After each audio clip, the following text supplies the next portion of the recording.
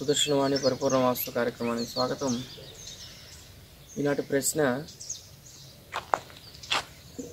గర్భం నిర్ణయించిన గృహంలో బాత్రూము ఉండరాదు అనే దాని గురించి తెలుసుకుందాం. ఇటీవల కాలంలో మనకు ఇక్కడ మధిరలో ఒక గృహ నిర్మాణం మొదలుపెట్టాము.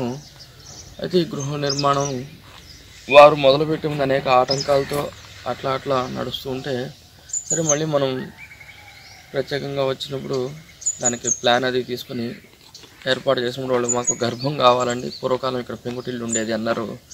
సరే అయితే గర్భ నిర్ధారణ గృహాలకు మనం చెప్పుకునే ఉన్నాము.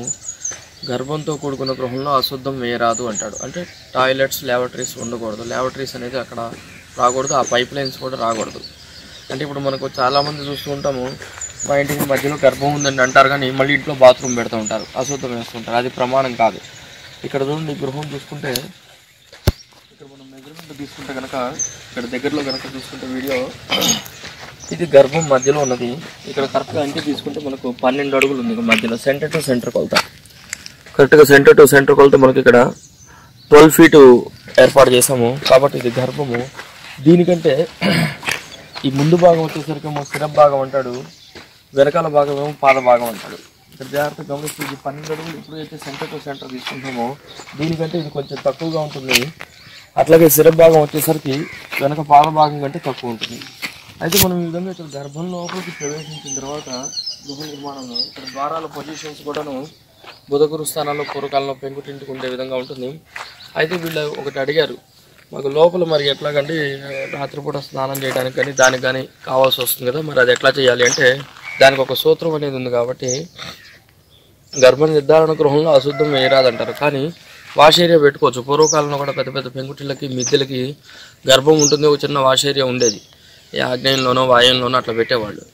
కాబట్టి మనం ఈ విధంగా ఇక్కడ మంచి హాల్ అది ఏర్పాటు చేసుకున్న తర్వాత గర్భ ప్రమాణంగా 2 బెడ్రూమ్స్ తీసుకున్న మధ్యలో ఒకటి వాష్ ఏరియా ఏర్పాటు చేశాము. అయితే ఇక్కడ ఏంటంటే ల్యాబొరేటరీ ప్లేట్స్ ఉండవు, ఓన్లీ స్నానం చేయడానికి మటుకు శాస్త్ర ప్రకారంగా ఇబ్బంది లేకుండా వాళ్ళకి వసతిపరంగా బలంగా ఉండే విధంగా వాష్ ఏరియా అనేది ఒకటి ఏర్పాటు చేసాం. దీని పైప్ లైన్ అనేది అట్లా వెళ్ళిపోయి అక్కడి నుంచి ఉత్తరం మీదకుండా అట్లా ఈశాన్యానికి వెళ్ళిపోతుంది.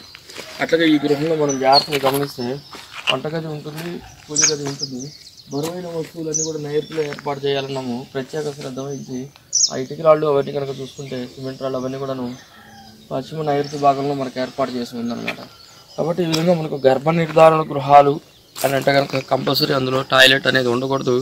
అది లేకుండా ఉండే గృహాలే శాస్త్రపరంగా గర్భంతో కూడుకున్న గృహాలు. కానీ ఇంటి మధ్యలో ఉన్న రూమ్ గర్భం అని చెప్పడం అనేది సరైన విధానం కాదు. అది శాస్త్ర అవగాహన లేనటువంటి విషయంగా మనం పరిగణించాలి. కాబట్టి ఈ విధంగా గర్భం చేసుకునే వాళ్ళు మళ్ళీ దీనికి సపరేట్గా మన గర్భానికి కొలత అనేది ఏర్పాటు చేసుకుని దాని ప్రకారంగా గృహ నిర్మాణం అనేది మనం మొదలు పెట్టుకోవడం అనేది మంచిది. జై శ్రీరామ్.